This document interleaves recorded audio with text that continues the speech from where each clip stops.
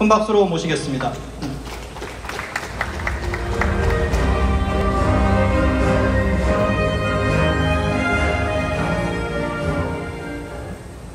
여러분 안녕하십니까. 어제 정부에서 수소진흥 전담기구로 지정된 수소융합 얼라이언스 H2코리아 회장을 맡고 있는 문재동입니다. 제가 오늘 말씀드릴 주제는 한국의 수소시장과 도전 방향입니다. 오늘날 전 세계는 환경 문제에 위협을 받고 있습니다.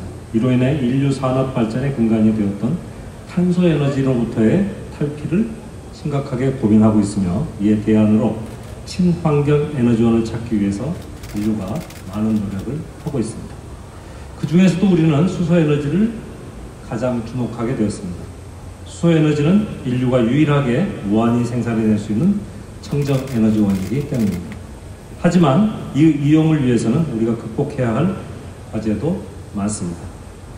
이제껏 우리에게 없었던 기술, 산업, 인프라, 정책 등을 새롭게 만들어야 하며 현재의 탄소에너지보다 경제적이고 효율적인 에너지로서의 가치도 달성해야 되기 때문입니다.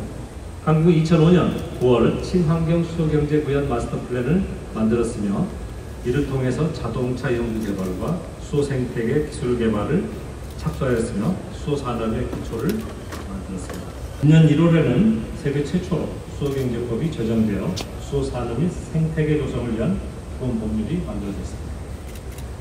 이 법안에 담긴 대로 대한민국 수소경제 컨트롤 타워 역할을 할 총리 주재의 한국수소경제위원회가 어제 발족하였으며 이에 대한 진흥, 안전, 유통에 대한 전담기관도 선정이 되었습니다. 그야말로 수소산업 육성 및 수소생태계 조성이 세계적으로 차질 없이 진행될 기반이 마련될 것입니다. 지금 수소차 충전소 운영에서 가장 큰 문제점은 충전소 자체가 고장이 자주 일어나서 기존 수소전기차 오너들이 항상 스트레스를 받는다는 겁니다. 기존 충전소 고장 방지에 대한 대책은 아직까지는 하나도 없습니다. 산업부가 가장 큰 문제점은 전기차나 수소전기차 충전소의 고장을 어떻게 방지하고 이에 대해서 어떻게 제공할 것인지에 대해서 밝히셔야 되는데 작년부터 시작해서 지금 공무원들께서는 이에 대해서 문제제기가 전혀 인식이 안 되는 것 같습니다. 그 충전소를 그렇게 많이 지금 보급을 하고 있지만 고장 정비와 관련된 이제 데이터를 그렇게 많이 모은 적이 없습니다. 사실요.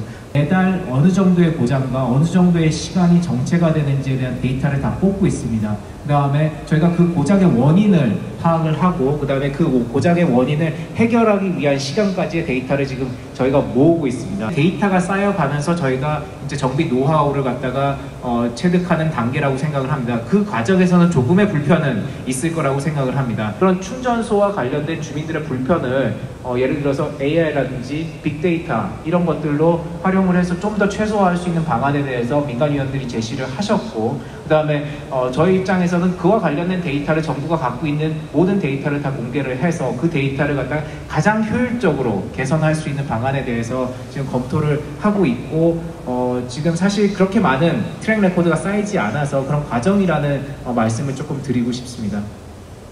수소 충전소가 정말 국민들이 체감할 수 있을 정도로 확대하는 게 정말 현실적으로 가능한 것인지, 그리고 특히 비싼 그 도심 지역 내에 이렇게 수소 충전소가 많이 확대되는 게 정말 가능한지 혹시 실행 방안이 있으시면 생각하시는 게 있으시다면 말씀해 주시면 감사드리겠습니다.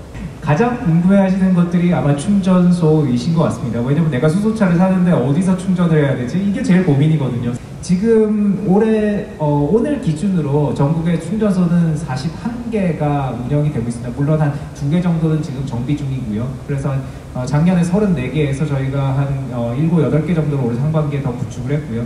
현재 공사 중인 충전소가 30여 개 있습니다. 저희 올해 말까지는 최소한 80기 정도는 운영이 돼서 국민들 앞에 좀 더 다가갈 수 있지 않을까 하는 그런 생각이 들고요. 에카 공장이 되면은 5분의 1 정도의 입지를 차지를 할 수 있고요. 그 다음에 더 많은 횟수를 충전을 할 수 있어서 경제성도 더 높일 수 있을 것으로 생각합니다. 제가 좀 첨언을 드리면 참 그 충전소 문제가 정말 어렵습니다. 우리나라는 지금 차가 너무 많잖아요. 충전소는 지금 뭐 한 40개 운영되고요. 그래서 저희 고객들이 그 불편함 느끼는 것도 저도 좀 굉장히 마음이 아프고, 저도 수소차를 샀습니다. 넥소를 샀는데 저도 멀리 가서 충전하고 있어요. 근데 이런 게 비단 우리나라만 있는 게 아니라 이 차와 충전소의 밸런스를 만들기가 되게 힘들어요. 사실 몇 년 전에 캘리포니아에서는 어떤 일이 있었냐면은 수소가 떨어졌습니다. 수소 공급이 안 됐어요. 그래가지고 미라이가 그 도요다에서 차 팔지 않겠다고 발표를 한 적이 있어요. 그런 상황이 있었고요. 독일에서는 또 저희랑 반대 케이스입니다. 거기는 충전소가 이미 100개가 지어졌어요. 근데 전 독일에 있는 차가 제가 작년 초에 갔을 때 650대밖에 없는 거예요. 그러니까 충전소 한 대당 차가 6.5대예요. 하루에 한 대 옵니다. 그래서 거기는 운영이 안 돼서 어려웠어요. 아마 지금 좀 고통이 있는 거가 있는데 이거 좀 이해해 주시고, 우리 또 산업부에서도 열심히 노력하고 계시는 걸로 알고 있으니까 아무튼 저희가 최선을 다해서 빨리 노력해 보도록 하죠.